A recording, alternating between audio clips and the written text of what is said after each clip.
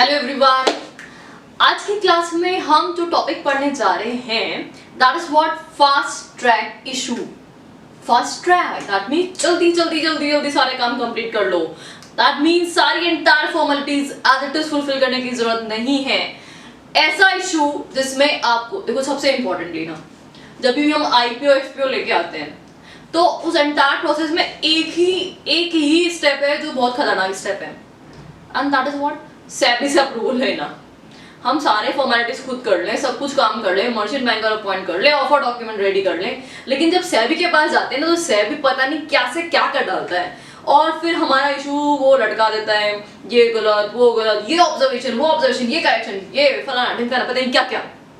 तो सेबी से अगर मुक्ति मिल जाए तो सारा काम यूं फास्ट हो जाए, फिर तो कुछ करना ही नहीं है यार। इसका मतलब हमारा जो प्रोसेस है वो एकदम भागेगा दौड़ेगा। तो फास्ट ट्रैक इशू वही है। तो फास्ट ट्रैक इशू का मतलब ये है without obtaining approval from SEBI. Wow, सही है एकदम। इसका मतलब हमें not required to file DOD with SEBI. Not required to file DOD with SEBI. Draft offer document SEBI के पास जमा नहीं करना है। यार क्या अल्टीमेट, सेबी को इतनी दया दृष्टि कैसे हो गई?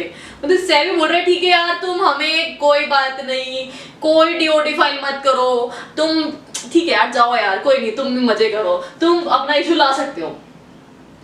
तो सेबी ना ऐसे ही किसी पर दया दृष्टि नहीं करता है। तो सेबी ने बोला ठीक है यार, हम कुछ प्रोविजन बना देते हैं।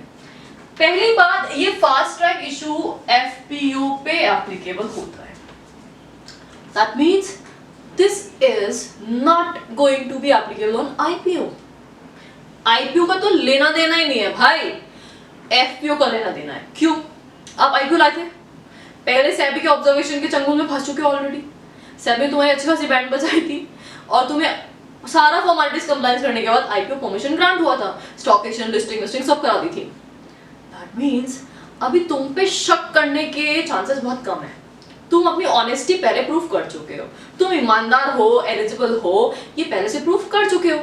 ठीक बात, आईपीओ के टाइम पे तो सेबी बोलते हैं यार ठीक है, जो लोग ऑलरेडी अपनी ऑनेस्टी प्रूफ कर चुके हैं और कंसिस्टेंटली प्रूफ कर रहे हैं, क्या बोला मैंने, जो ऑलरेडी अपनी ऑनेस्टी प्रूफ कर चुके हैं आईपीओ के टाइम पे, सब कुछ एलिजिबिलिटी क्राइटेरिया वगैरह सब कुछ, और कंसिस्टेंटली उसको प्रूफ कर रहे हैं, उसमें कोई झोलझाल नहीं कर रहे हैं, ऐसे लोगों को दोबारा से हमारे पास आने की जरूरत नहीं है।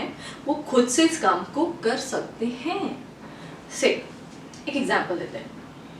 मान लेते हैं, अज्यूम करते हैं, एक लड़की जो न्यूली मैरिड है और अभी भी ससुराल में एंटर की है, जस्ट 1-2 महीने हुए हैं।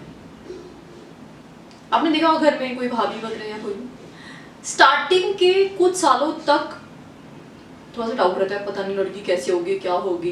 तो तिजोरियों की चाबी होती है ना, तिजोरियों की चाबी, वो थोड़ी ना पहले दिन आते ही उसको दे दिया, ले बेटा ले, ये हमारे 10 करोड़ की तिजोरी है, ये तेरे हाथ में, पहले दिन तू ले लो और तेरे को रफा दफा होना है इसको लेकर के तो हो जा। तो ऐसा नहीं होता है ना, फर्स्ट डे कभी भी तिजोरी की चाबी नहीं दी जाती है। जब वो ऑनेस्टी प्रूफ करती है कि बहुत ईमानदार है, डेडिकेटेड है, सास ससुर का बहुत अच्छा ध्यान रखती है, पति की सेवा एंड सो ऑन, जो भी है, जैसी भी मेंटालिटी है, जैसा भी फैमिली है, तो जब वो प्रूफ कर लेती है और सब कुछ प्रूफ कंसिस्टेंटली प्रूफ हो रहा है, ये नहीं कि स्टार्टिंग 1 साल प्रूफ किया फिर खत्म, कंसिस्टेंटली बिहेवियर समझ में आ जाता है और फिर कुछ सालों बाद चाबी का छल्ला खुद लेके घूमती, ऐसा होता है ना, इट हैपेंस। एग्जैक्टली सेबी ये बोल रहा है कि यार तुमने कंसिस्टेंटली अपनी ऑनेस्टी प्रूफ की है, चाबी का छल्ला तुमने दे दिया है, तुम्हें वापस से आकर के पूछने की कतई जरूरत नहीं है। तो this is what fast track issue FPO के केस में आप ये कर पाएंगे, लेकिन अगेन मैंने बोला आपको कंसिस्टेंटली ऑनेस्टी प्रूफ करनी है, तो इसके लिए कुछ कंडीशंस दे रखी हैं। कौन कौन सी कंडीशंस है जो आपको फॉलो करनी पड़ेगी, तो स्टार्ट करते हैं 1 बाय 1 कंडीशंस को। Condition number 1, equally sure of the issuer. जो इशूअर एफपीओ लाने जा रहा है उसके इक्वली श्योर क्या होने चाहिए, लिस्टेड होने चाहिए। क्या होने चाहिए, लिस्टेड होने चाहिए। कम से कम कितने पीरियड के लिए, मिनिमम 3 साल के लिए। हाउ मेनी इयर्स, मिनिमम 3 साल। हाउ मेनी इयर्स, 3 साल। देखो आप अभी आईपीओ लेके आए, पिछले साल ही तो लाए थे, इस साल आप एफपीओ लेके आ रहे हो, अभी 1 साल ही हुआ है, 1 साल में पता नहीं चलता इंसान का। स्टार्टिंग में आप क्या कर सकते हो, प्रिटेंड कर सकते हो अच्छा होने का, है ना, हम अच्छी कंपनी है क्योंकि जालसाजी हो सकती है, 2 साल भी प्रिटेंड कर सकते हो, मतलब कंटिन्यूसली हमेशा ही प्रिटेंड करना प्रैक्टिकली पॉसिबल नहीं, वो अच्छा होता है तो ही वो अच्छा दिखाई देता है। तो कम से कम 3 साल से उस कंपनी की सिक्योरिटी लिस्टेड होनी चाहिए, तब ही जाकर के आप इस कैटेगरी में एलिजिबिलिटी में फॉल करोगे। ये नहीं कि आईपीओ लेके आए 4 महीने बाद चलो एफपीओ लेके आते हैं फास्ट ट्रैक के लिए, no definitely not, you can not do so. तो यहाँ पे पहली कंडीशन है मिनिमम 3 साल से, मिनिमम 3 साल से क्या होना चाहिए, लिस्टेड होना चाहिए। फाइन। अच्छा डेट कहाँ से काउंट करेंगे, रेफरेंस डेट। ये डेट मैंने आपको जब आईसीडीआर स्टार्ट किया था उस टाइम पे फर्स्ट डे बताया था कि रेफरेंस डेट क्या होती है। रेफरेंस डेट वो डेट होती है जो डेट ऑफ याद आई क्या, डेट ऑफ कौन सी, फाइलिंग ऑफ डीओडी या ओडी, जिस दिन आप ड्राफ्ट ऑफ डॉक्यूमेंट या ओडी फाइल करते हैं उसी डेट को क्या बोलते हैं, रेफरेंस डेट बोलते हैं। तो यहाँ पे ड्राफ्ट ऑफ डॉक्यूमेंट की डेट से, ड्राफ्ट ऑफर डॉक्यूमेंट की डेट से या ऑफर डॉक्यूमेंट की डेट से।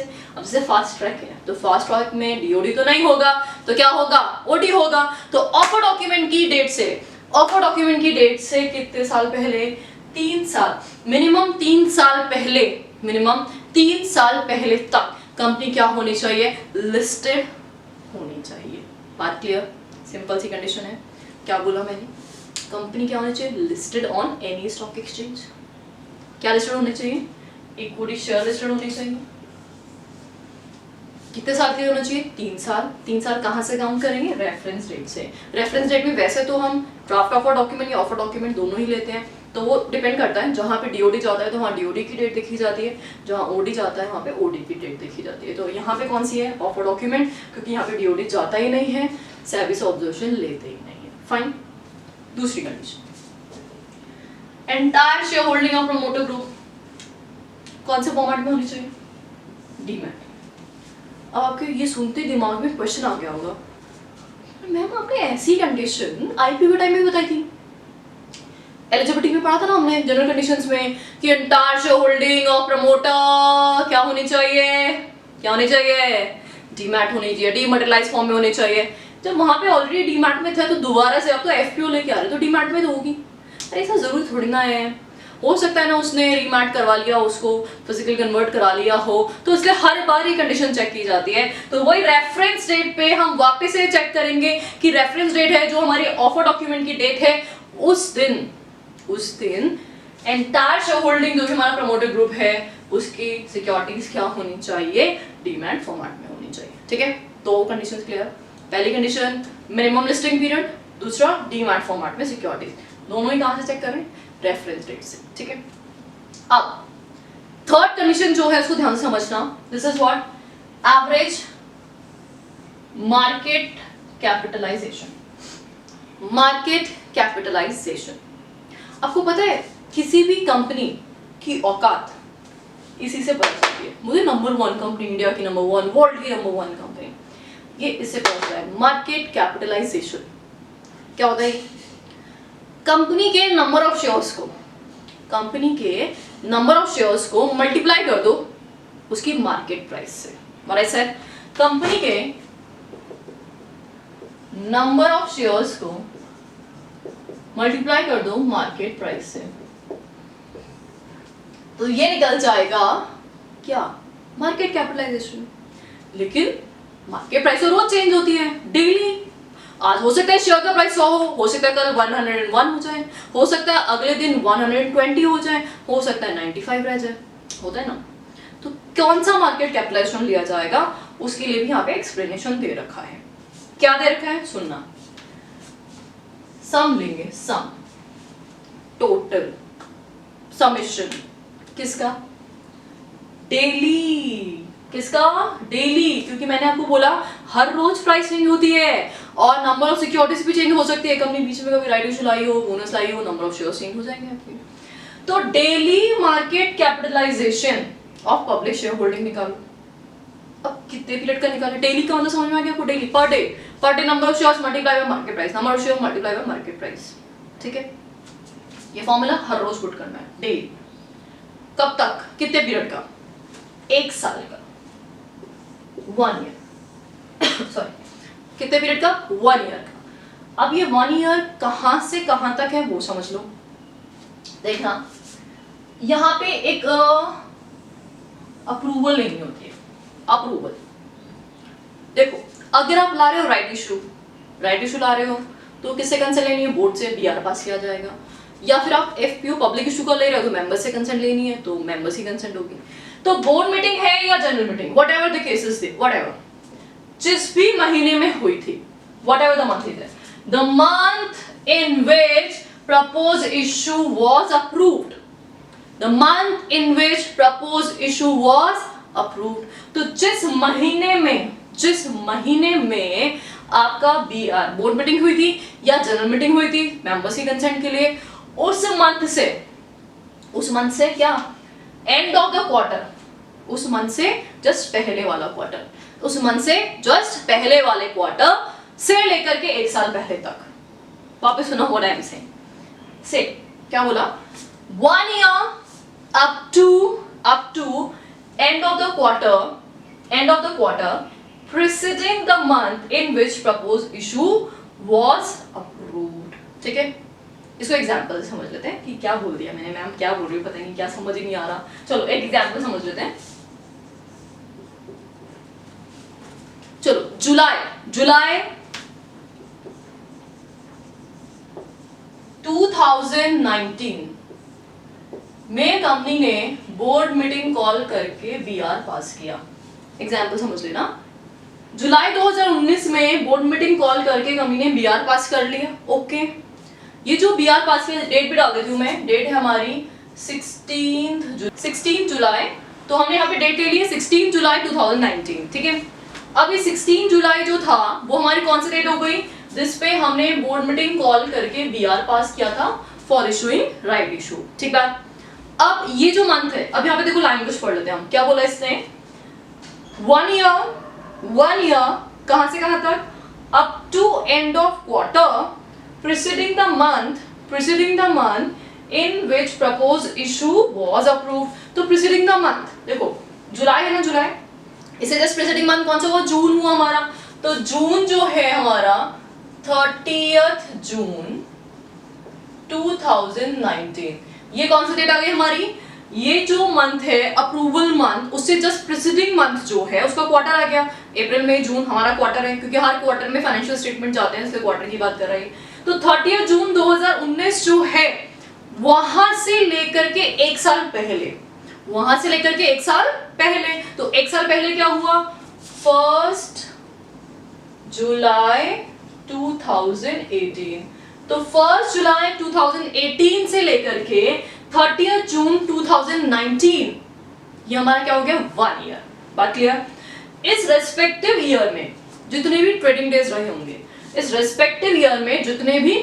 रहे होंगे, उनमें पर डे एवरी डे का, ईच डे का क्या लेना है आपको, मार्केट कैपिटलाइजेशन लेना है। तो कैसे निकालोगे, everyday number of shares check करो, एवरीडे मार्केट प्राइस चेक करो, मल्टीप्लाई कर लो।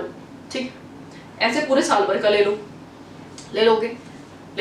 ठीक है, अब पूरे साल भर का ले लिया तो ये सिर्फ और सिर्फ कौन से डेज का अवेलेबल है, ट्रेडिंग डेज का अवेलेबल है। कौन से डेज का, ट्रेडिंग डेज का अवेलेबल है। तो डिवाइड भी किससे दोगे, ट्रेडिंग डेज से ही रहोगे। ठीक है, जैसे फॉर एग्जांपल हम ये मान के चलते हैं साल में 365 डेज है।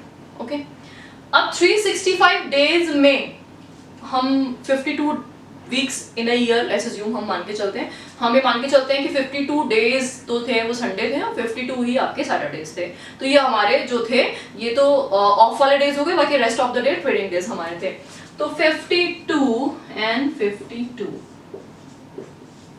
ये 104 डेज तो मैं डायरेक्टली स्ट्रेट अवे एक्सक्लूड कर देती हूँ। हम ऑन एन एवरेज लेके चल रहे हैं, कौन सी ईयर में कितना होगा, ज्यादा भी हो सकता है, 106 भी हो सकता है, सैटरडे संडेज में वेरिएशन आ जाता है। तो 365 डेज में से 104 डेज हम माइनस कर देते हैं, तो -104। तो अप्रोक्सीमेटली 261 डेज ट्रेडिंग डेज निकल के आए। तो इन 261 डेज का पर डे का हमने कैलकुलेट किया एवरेज, पर डे का टोटल करो, समीशन करो, और वो जो टोटल निकल के आएगा उसमें किसका डिवाइड दे देना, 365 का डिवाइड दे देना। तो क्या निकल जाएगा इससे, एवरेज मार्केट कैपिटलाइजेशन निकल जाएगा। मेरी बात समझ में आ गई सबको? तो what we need to do, वापस सुन लीजिए, जिस महीने जिस महीने आपने बोर्ड मीटिंग या जनरल मीटिंग कॉल की है अप्रूवल के लिए, बोर्ड रेजोल्यूशन या मेंबर्स की कंसेंट के लिए, उस रेस्पेक्टिव मंथ से जस्ट पहले वाला क्वार्टर, उस मंथ से जस्ट पहले वाला क्वार्टर का जो एंड है वहां से एक साल पहले, वहां से एक साल पहले वाला जो पीरियड है, उस पीरियड में जितने भी ट्रेडिंग डेज हैं, जितने भी ट्रेडिंग डेज हैं, हर डे का मार्केट कैपिटलाइजेशन निकालना, उनका टोटल करना, समेशन करके डिवाइडेड बाय क्या करना पड़ेगा मुझे, नंबर ऑफ ट्रेडिंग डेज करना पड़ेगा। ठीक है, तो फॉर्मूला क्या हुआ, summation of each trading day market capitalisation divided by number of trading days. ठीक बात, ये होना चाहिए कम से कम कितना, अगर आप पब्लिक इशू लेके आ रहे हैं तो 1000 करोड़, 1000 रुपीज नहीं है, 1000 करोड़ होना चाहिए मार्केट कैपिटलाइजेशन। और अगर राइट इशू लेके आ रहे हो थोड़ा कम भी चलेगा, आप राइट इशू लेके आ रहे हो तो 250 करोड़ का, राइट इशू के केस में 250 करोड़, और अगर पब्लिक इशू लेके आ रहे हो तो 1000 करोड़ का क्या होना चाहिए, average market capitalisation of public shareholding. Is this okay? तो यहाँ पे अभी हमने 3 कंडीशंस पढ़ी, वो फटाफट से रिकैप देखते हैं तीनों कंडीशंस का। पहली कंडीशन, मिनिमम लिस्टिंग होनी चाहिए। मिनिमम लिस्टिंग कितने साल की, 3 इयर्स। कहां से काउंट करना है, रेफरेंस डेट से। एग्जैक्टली रेफरेंस डेट पे चेक करना है कि जो भी प्रमोटर ग्रुप है उनकी सारी की सारी होल्डिंग क्या होनी चाहिए, डीमैट होनी चाहिए भाई, होल्डिंग को फिजिकल रखने का सवाल ही नहीं उठता। थर्ड कंडीशन बोल रहा है average market capitalisation of public holding minimum होनी चाहिए कितनी, 1000 करोड़ पब्लिक इशू है तो, और अगर राइट इशू है तो 250 करोड़। करेक्ट? फटाफट से तीनों कंडीशन नोट डाउन करो, अभी बहुत सारी कंडीशंस बाकी हैं, वो आगे कंटिन्यू करते हैं।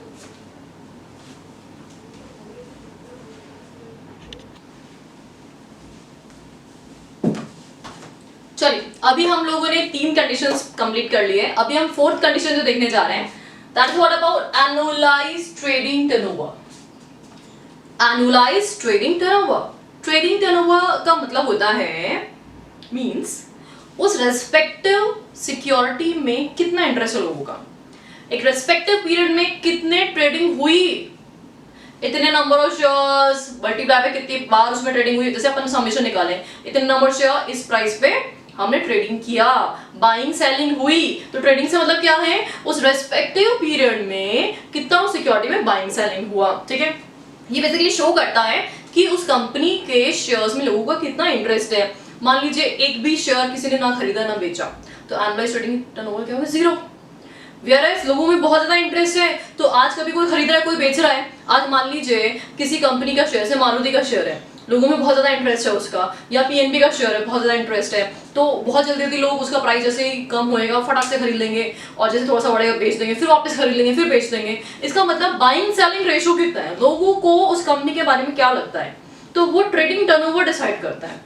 तो यहाँ पे हमने बोला जो उसका ट्रेडिंग टर्नओवर है, annualised trading turnover of equity share. अब कौन से पीरियड का देखना है हमें, देखो अगेन रेफरेंस डेट है, रेफरेंस डेट, उस रेफरेंस डेट से जस्ट 6 महीने पहले, उस रेफरेंस डेट से just 6 calendar months immediately preceding. Reference date कोई से भी मंथ की हो सकती है, अप्रैल की, मई की, जून की, जुलाई की, कोई सी हो सकती है, तो उस मंथ को नहीं देखना, जस्ट पहले वाले इमीडिएटली प्रीसीडिंग 6 महीने। अप्रैल है तो मार्च से ले लेना, जो भी 6 महीने निकल के आ रहे हैं आपके, या जो भी मंथ है, जून है तो जून से पहले के देख लेना, है ना। तो इसका मतलब जो भी आपकी रेफरेंस डेट है उस डेट से जस्ट पहले वाला जो मंथ है तो इमीडिएटली 6 महीने ले लेना, प्रीसीडिंग 6 मंथ। उस रेस्पेक्टिव पीरियड में आपका ट्रेडिंग टर्नओवर कितना रहा वो चेक करने के लिए बोल रहे हैं। अच्छा, कितना होना चाहिए, मिनिमम 2% होना चाहिए।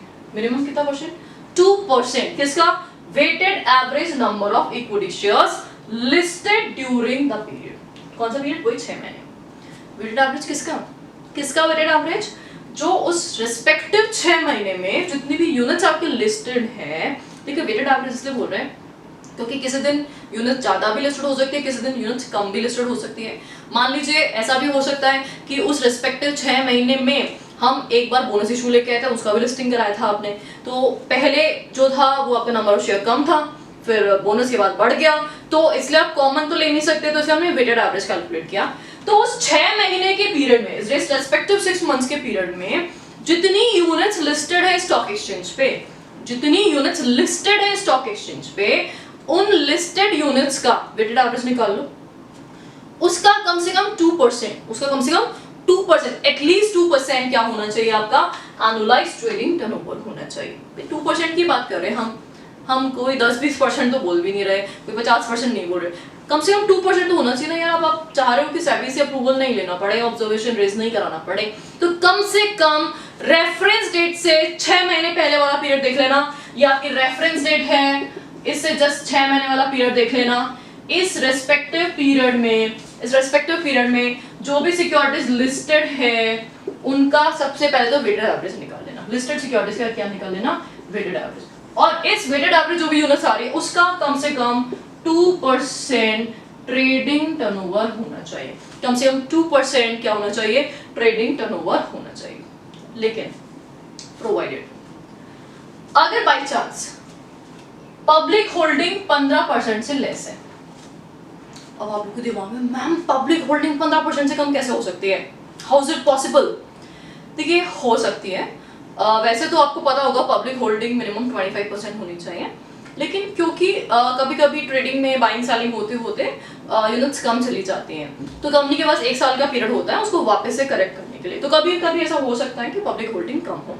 अब उस पीरियड में, उस रेस्पेक्टिव पीरियड में मान लीजिए पब्लिक होल्डिंग लेस चली गई है, प्रमोटर होल्डिंग बढ़ गई है, तो अगर 15% से भी लेस है तो उस केस में हम जो है लिस्टेड सिक्योरिटीज का वेटेड एवरेज नहीं लेंगे, तो हम किसका लेंगे, securities available as free float, securities available as free float. वैसे ज्यादा एक्यूरेट यही होता है, ये इतना एक्यूरेट नहीं होता, लिस्टेड के बेसिस पे निकालते हो तो वो इतना एक्यूरेसी नहीं निकलता है।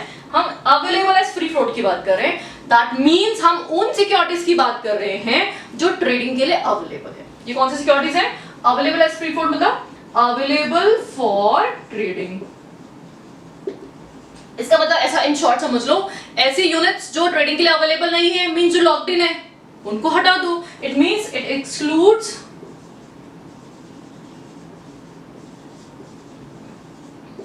Locked in securities. जैसे प्रमोटर्स की लॉक्ड इन सिक्योरिटी है, जो वो अब लॉक्ड इन है तो ट्रेडिंग होएगा ही नहीं, तो टर्नओवर में लेने का फायदा ही क्या उसको। तो it means what we are saying कि अगर आपकी पब्लिक होल्डिंग 15% से भी लेस है, ठीक है, तो उस केस में लिस्टेड यूनिट्स का एवरेज लेने की बजाय फ्री फ्लोट जो यूनिट्स है, फ्री फ्लोट इक्विटी शेयर जो आपके अवेलेबल हैं, उनका आपको एवरेज निकाला, उसका 2% देखेंगे। और फ्री फ्लोट का मतलब क्या हुआ, ऐसी units which are available for trading, that means locked in जो भी सिक्योरिटीज है, जो प्रमोटर के पास हो या कहीं अदरवाइज कुछ भी लॉक्ड इन हो, एम्प्लॉय स्टॉक ऑप्शन या कहीं भी लॉक्ड इन है, तो उन यूनिट्स को आप ट्रेड ही नहीं कर सकते, तो उसको टर्नओवर में लेने की कोई जरूरत नहीं है। यहाँ पे जो आप एंटायर लिस्टेड यूनिट्स की बात कर रहे हो, whereas फ्री फ्लोट में सिर्फ जो ट्रेडिंग के लिए अवेलेबल है सिर्फ उसकी ही बात की जा रही है, तो यहाँ पे एक्सक्लूड किया जाएगा। Got it? तो हमने ये जो कंडीशन एनुअलाइज्ड ट्रेडिंग टर्नओवर की पढ़ी, वो वापस सुन लो। What we studied over here, जो भी कंपनी है उसकी जो भी रेफरेंस डेट है उससे जस्ट 6 महीने पहले वाले कैलेंडर मंथ्स देख लो, उसमें उसका जो भी लिस्टेड यूनिट्स हैं, लिस्टेड यूनिट उसका वेटेड एवरेज निकाल लो। ऑब्वियसली लिस्टेड यूनिट्स अलग अलग डेट पे अलग अलग हो सकती है, इसलिए वेटेड एवरेज उसका कम से कम 2% आपका ट्रेडिंग टर्नओवर होना चाहिए, ठीक।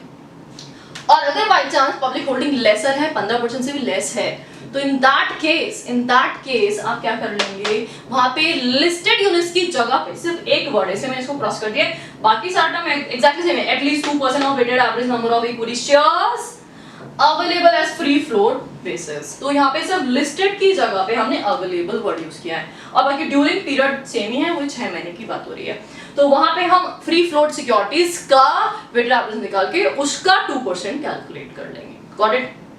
अब इसी से लिंक्ड है नेक्स्ट जो हमारा पॉइंट है, clause E, what it is being recorded, annualised trading turnover है ना। एनुअलाइज्ड ट्रेडिंग टर्नओवर वो 2 तरीके से हो सकता है। अगर आप लोगों को सेबी की ट्रेडिंग के बारे में अगर पता हो, स्टॉक एक्सचेंज की ट्रेडिंग के बारे में पता हो, 2 तरह से आप ट्रेडिंग करते हैं, एक तो ग्रॉस और एक नेट। सुना है? Gross trading and net trading. देखिए ग्रॉस और नेट में क्या होता है बेसिकली, जैसे मान लो आज के दिन मैंने रिस्पेक्टिव मारुति के कुछ शेयर्स खरीदे और सेम डे बेच दिए, ठीक है, इसका ना तो डिलीवरी आएगी ना जाएगी, कुछ नहीं होगा, नेट हो गया, नेटिंग हो गया, नेटिंग फाइन। नेटिंग हो गया इसका मतलब ना तो डिलीवरी आएगी ना जाएगी। मैंने 1000 यूनिट्स ऑफ मारुति परचेस किए और एग्जैक्टली सेम डे 1000 बेच दिए, सेम डे का ट्रेडिंग था, इंट्राडे ट्रेडिंग था, सेटल हो गया, नेट ऑफ हो गया, डिलीवरी बेस्ड नहीं है। ग्रॉसिंग मैंने बस खरीद लिए सेम डे बेचे नहीं है, और दूसरे पर्सन ने सिर्फ बेच दिए खरीदे नहीं है सेम डे, इसका grossing delivery based, actual delivery based. मेरी बात समझ में आ रही है? तो यहाँ पे जो हम ट्रेडिंग टर्नओवर की बात कर रहे हैं, इसमें दोनों टाइप की ट्रेडिंग हो सकती है, इसमें डिलीवरी बेस्ड भी हो सकती है और नेट ऑफ भी हो सकता है। तो कम से कम इसमें से एक्चुअल डिलीवरी बेस्ड कितने होने चाहिए? 10% होने चाहिए। कितने होने चाहिए? 10%। तो what is being called? Annualised delivery based trading turnover, delivery based trading turnover. और पीरियड हम सेम रखेंगे, मैंने यहाँ पे इसमें सेम इंडिकेशन कर दिया है, 6 कैलेंडर मंथ्स और वही immediately preceding the date of reference date. तो उसके वही सेम पीरियड के अंदर जिस पीरियड का आपने एनुअलाइज्ड ट्रेडिंग टर्नओवर निकाला है उसी का कम से कम 10% क्या हो जाना चाहिए? डिलीवरी बेस्ड होना चाहिए, जिसमें एक्चुअल में ट्रेडिंग हुआ हो। नहीं तो क्या होता है कि कंपनी खुद ही प्रमोटर जो है बाइंग सेलिंग करके उसको शट ऑफ कर देंगे, नेट ऑफ करा देंगे, कुछ लोगों बोलेंगे आज ही खरीद के भेज दो तुम, जो भी है। तो इस तरह के अगर आपने ट्रांजेक्शन्स किए हैं तो आप डेफिनेटली ये वाली कंडीशन फुलफिल नहीं कर पाओगे। आपका ट्रेडिंग टर्नओवर तो बढ़ जाएगा लेकिन डिलीवरी बेस्ड नहीं बढ़ पाएगा। तो फॉर श्योर आपको क्या करना पड़ेगा, ये भी कंडीशन साथ साथ फुल करनी है। तो पहले में हमने बोला ट्रेडिंग टर्नओवर भी हाई होना चाहिए और ट्रेडिंग टर्नओवर में से कम 10% डिलीवरी बेस्ड भी होना जरूरी है। This is okay. तो ये हमारे दो क्लॉजेस हो गए, फटाफट से इसको नोट डाउन कर दीजिए।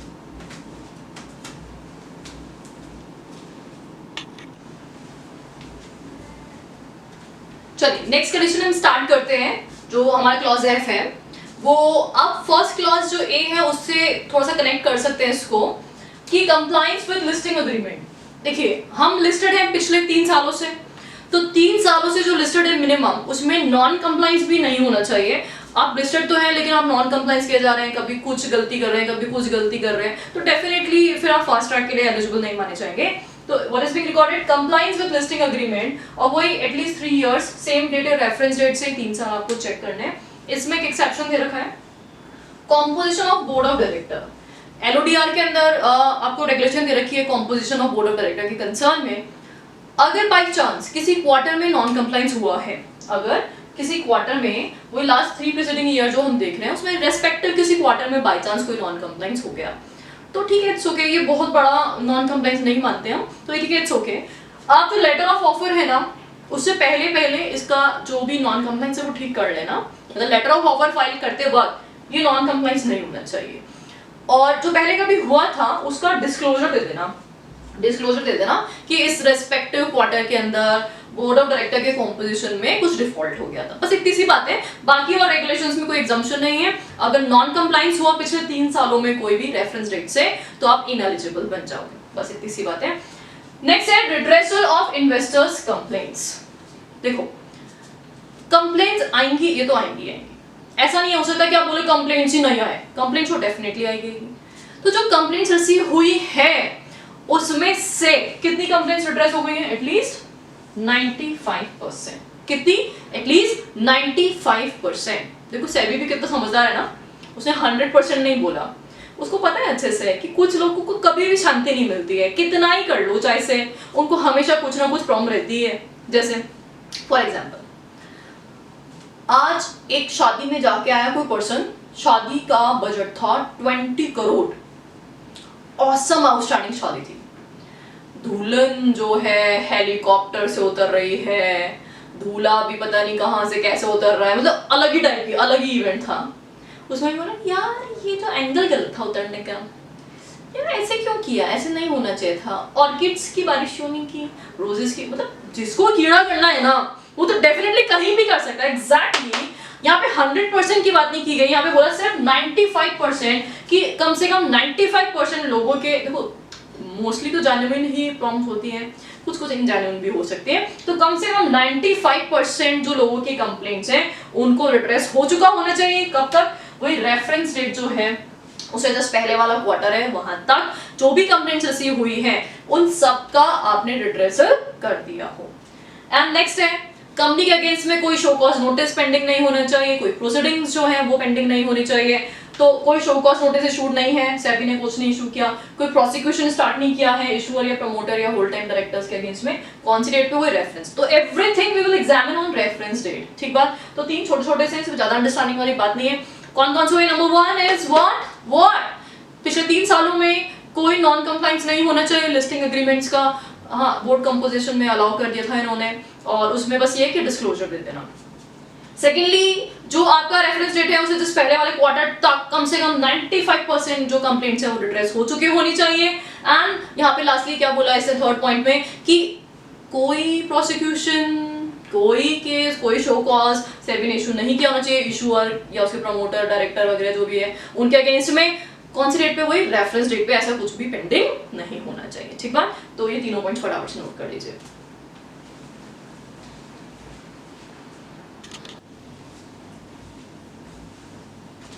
चलिए अब फाइनली लास्ट जो इसकी कंडीशन है वो फिनिश करते हैं हम लोग। तो नेक्स्ट कंडीशन जो इसने बोला, देखिए कभी कभी ऐसा हो सकता है कि कोई शो कॉज नोटिस इशू हुआ था, प्रोसीडिंग्स स्टार्ट हुई थी, लेकिन कंपनी ने उसको सेटलमेंट या कंसेंट ऑर्डर के थ्रू खत्म कर दिया था। तो अगर ऐसा भी है तो डेफिनेटली लास्ट पॉइंट में हमने पढ़ा था कि रेफरेंस डेट पे कोई भी पेंडिंग नहीं होनी चाहिए प्रोसीडिंग। ये पॉइंट ये बोल रहा है कि नो सेटलमेंट या कंसेंट ऑर्डर जो सेबी जो है उसके थ्रू आप इशू करवा सकते हैं। इसका एंटायर प्रोविजन जो है वो आरसीडी में पढ़ेंगे हम लोग। तो अगर ऐसा कोई कंसेंट आपने किया हुआ है तो ऑफ एनी एडिक्ट वायलेशन, कोई भी सिक्योरिटीज लॉ का वायलेशन हुआ था जिसके कंसर्न में आपने कोई कंसेंट ऑर्डर इशू करवा दिया, तो ऐसा भी कुछ किया है आपने, और वो पीरियड कौन सा? वही सेम प्रीसीडिंग 3 इयर्स। तो ऑलमोस्ट हर प्रोविजन में हम 3 साल ही पढ़ रहे हैं। नेक्स्ट है सस्पेंशन नहीं होना चाहिए। कंपनी ने कोई नॉन कंप्लायंस किया जिसकी वजह से स्टॉक एक्सचेंज ने एक्शन ले लिया और उसकी सिक्योरिटीज की ट्रेडिंग सस्पेंड कर दी। तो अगर आपकी सिक्योरिटीज का ट्रेडिंग सस्पेंशन हो रहा है तो no suspension from trading suspension नहीं होना चाहिए। सेम पीरियड है वही पिछले 3 साल, रेफरेंस डेट से 3 साल पहले वाले सालों में देखना है। छोटी छोटी सी बातें हैं। नेक्स्ट है कॉन्फ्लिक्ट ऑफ इंटरेस्ट नहीं होना चाहिए। किसके किसके बीच में? जो लीड मैनेजर है और इशूअर या उसके कोई भी एसोसिएट कंपनीज वगैरह जो हैं या फिर कोई ग्रुप कंपनीज हैं उनके बीच में कॉन्फ्लिक्ट ऑफ इंटरेस्ट, उनमें आपस में ये दोनों लड़ाई कर रहे हैं।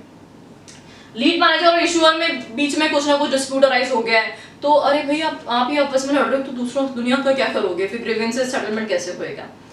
एंड लास्टली, अगर ऑडिटर ने कोई क्वालिफिकेशन रेज की है, देखिए ऑडिटर आपके अकाउंट्स ऑडिट करेगा, ठीक बात, उसमें कमी निकाले ये गलत ये गलत ये गलत ये गलत, इसको करेक्ट करो, एएस के हिसाब से नहीं बनाया। अगर ऐसा कुछ है तो उन क्वालिफिकेशंस का इंपैक्ट अगर मॉनेटरी हम कैलकुलेट कर सकते हो तो प्रॉफिट, नेट प्रॉफिट या लॉस पे क्या इंपैक्ट पड़ रहा है वो इंपैक्ट चेक करना। मान लो पहले मेरा प्रॉफिट 100 करोड़ शो हो रहा था, अब जो ऑडिटर ने डिस्क्वालिफिकेशंस निकाल करके हमने करेक्ट किया तो 100 करोड़ का प्रॉफिट 70 करोड़ ही रह गया, तो 30 करोड़ का प्रॉफिट रिड्यूस हो गया। इसका मतलब कितना परसेंट इंपैक्ट हो गया? 30% इंपैक्ट हो गया। इतना इंपैक्ट नहीं होना चाहिए। तो जो उसने क्वालिफिकेशंस रेज किया अकाउंट्स पे, फाइनेंशियल स्टेटमेंट्स पे, वो मैक्सिमम कितनी परसेंट हो सकती है? 5% हो सकती है। छोटा मोटा डिफरेंस आता है चलेगा, लेकिन बहुत ज्यादा वेरिएशन, भैया 100 बोला था आपने 98 निकल के आ रहा है तो ठीक है चलेगा, इतना 2% चलेगा, 5% तक चलेगा, लेकिन इससे ज्यादा अगर वेरिएशन आ रहा है तो वो डेफिनेटली नहीं चलने वाला है। तो these are the entire conditions, eligibility जो हमने पढ़ी जिसमें आप फास्ट ट्रैक ला सकते हैं। अगर इनमें से किसी का भी नॉन कंप्लायंस है तो फास्ट ट्रैक नहीं ला सकते। तो इट मीन्स सिंपल सी बात है, बहुत अच्छी कंपनी, नॉन कंप्लायंस कोई भी नहीं होना चाहिए, सारा रूल्स एंड रेगुलेशन को सिस्टमैटिकली फॉलो कर रही है, 3 साल से लिस्टेड है, कहीं कोई ट्रेडिंग सस्पेंशन नहीं है, स्टॉक एक्सचेंज के सारे प्रोविजन फुलफिल कर रहे हो, ट्रेडिंग टर्नओवर बहुत अच्छा है, मार्केट कैपिटलाइजेशन बहुत अच्छा है। अगर इन सबको आप सिस्टमैटिकली कर रहे हो, को जो भी कंप्लेंट्स आ रहे हैं उनको टाइम टू टाइम रिट्रेस कर रहे हो और साथ ही में अकाउंट्स फेयर मैनर में बना रहे हो, ऑडिटर को ज्यादा मेहनत नहीं करनी पड़ रही है, क्वालिफिकेशंस रेज नहीं हो रही है, तो उस केस में सेबी बोलता है फिर ठीक है यार सब कुछ ओके है, तो हमें कोई जरूरत नहीं है कि आप डीओडी फाइल करो, ऑब्जर्वेशन रेज करो, तो आप स्ट्रेट अवे क्या कर लेना, ऑफर डॉक्यूमेंट इशू कर लेना, हम ऑब्जेक्शन रेज नहीं करेंगे, ठीक है। तो this is what all about fast track issue. तो हमने ये बहुत सारी कंडीशंस पढ़ी इसके अंदर, एक बार वापस से फटाफट रिकॉल कर लेते हैं। पहला हमने पढ़ा क्या, लिस्टेड होना चाहिए कम से कम 3 साल, ठीक बात। रेफरेंस डेट पे प्रमोटर और प्रमोटर की जितनी भी प्रमोटर ग्रुप की सिक्योरिटीज हैं क्या होनी चाहिए, डीमैट फॉर्मेट में, डीमैट फॉर्मेट। मार्केट कैपिटलाइजेशन कितना पब्लिक इशू के केस में कितना था, 1000 करोड़, और राइट इशू के केस में 250 करोड़, याद आ गया सबको, ठीक है कंडीशंस। देन उसके बाद नेक्स्ट हमने पढ़ा कि यार ट्रेडिंग टर्नओवर की, एनुअलाइज्ड ट्रेडिंग टर्नओवर कम से कम कितना परसेंट, 2%। अब देख लेना किसका 2% निकालना है आपको लिस्टेड सिक्योरिटीज का निकालना है या फ्री फ्लोट का निकालना है, वो आप चेक कर लेना, क्योंकि डिपेंड्स किस पे डिपेंड करता है, पब्लिक होल्डिंग पे डिपेंड करता है। पब्लिक होल्डिंग 15% से लेस है तो फ्री फ्लोट का ले लेंगे, और अगर 15% से ज्यादा है तो लिस्टेड सिक्योरिटीज का ले लेंगे, ओके। देन उसके बाद ये जो ट्रेडिंग टर्नओवर है इसमें से कम से कम 10% क्या होना चाहिए, 10% क्या होना चाहिए, डिलीवरी बेस्ड होना चाहिए, डिलीवरी बेस्ड। बाकी सारी कंडीशन जनरल है, ये अंडरस्टैंडिंग वाली कंडीशंस थी। सेबी ने कोई एक्शन नहीं लिया हो, नॉन कंप्लायंस नहीं होना चाहिए पिछले 3 सालों में, कोई भी प्रोसीडिंग्स वगैरह इनिशिएट नहीं हुई हो, सेटलमेंट वगैरह नहीं होना चाहिए, रिट्रेशल हो चुका होना चाहिए इन्वेस्टर ग्रीवेंसेस का 95%। क्वालिफिकेशंस अगर कुछ रेज की गई हैं तो मैक्सिमम 5% इम्पैक्ट ऑन प्रॉफिट, कोई डिस्प्यूट कोई कॉन्फ्लिक्ट नहीं होना चाहिए इंटरेस्ट का, बाकी जनरल कंडीशंस हमारी। तो एक बार फटाफट से ये नोट डाउन कर लीजिए, आज के लिए इतना इनफ है, that's all for today. Next provisions के साथ हम लोग नेक्स्ट क्लास में मिलते हैं। Thank you so much.